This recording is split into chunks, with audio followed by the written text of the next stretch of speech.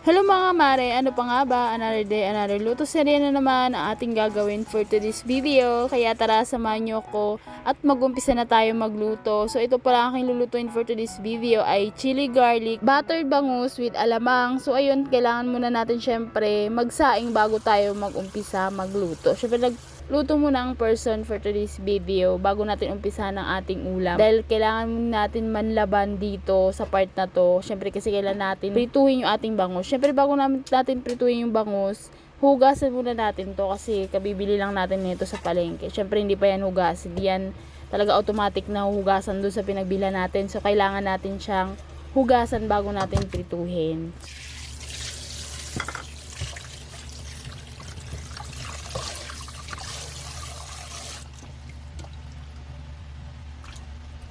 At nang mahugasan na natin to, lagyan natin ng konting asin. So maglalagay tayo ng konting asin at pagkatapos pwede na natin to iprito, guys.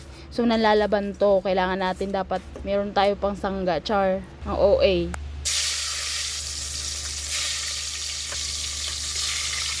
O diba, nakatapos na tayo sa unang batch ng pagprito. So, dalawang batch lang naman na pagprito yan. Mabilisan lang yan. Basta kailangan mo lang takpan kasi nga natalamsik yan. Magkakaroon ka talaga ng paso dyan for today's video. So, tapos na yan aking pagpiprito. So, ayan na. Okay na siya. So, ngayon naman, mag-prepare naman tayo ng ating panggisa para makapag-umpisa na tayo sa ating sauce dito sa ating niluluto na chili garlic buttered bangus with alamang. So ayan yung mantika doon sa pinamprito kanina sa bangus. Ayun lang din ang nilagay ko dito. Syempre maglalagay tayo ng konting mantika dito kasi kailangan nating gisahin yung sibuyas, bawang at yung kamatis. At sinabay ko na din pala sa paggisa dito yung siling green. So ayun lang ang nilagay ko. Siling green lang, ayoko kasi ng maanghang yung labuyo. So naglagay na ako dito ng alamang. So ayan, ginisa ko lang na maayos at pagkatapos naglagay na ako dito ng tomato paste. Opo, tomato paste po ang nilalagay ko dyan para maging maganda yung kulay natin dun sa sauce natin. At naglagay na rin ako dito ng konting butter. So butter po yan na nabili ko lang din dito malapit sa amin. So naglagay na ako nyan. At pagkatapos, pag okay na siya, pwede natin lagyan to ng pampalasa. Maglagay tayo ng asukal at naglagay tayo dito ng konting asin at paminta. Lagyan na natin ng pampalasa yan. At maglalagay tayo dito ng tubig. Opo, hindi na po ako naglalagay dito ng Sprite. Tubig lang po.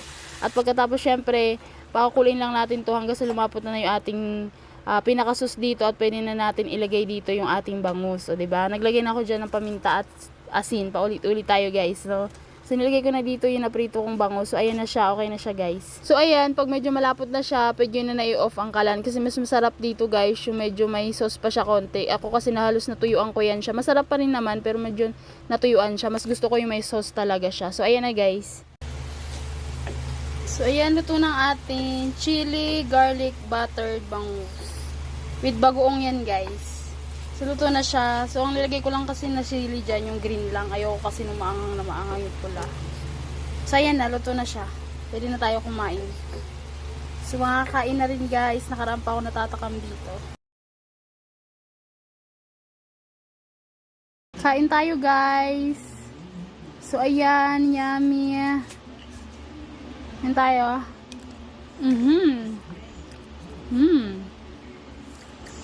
Ang sarap. Ang sarap talaga. Halina't kumain na tayo guys. Thank you for watching. Follow for more. Bye-bye.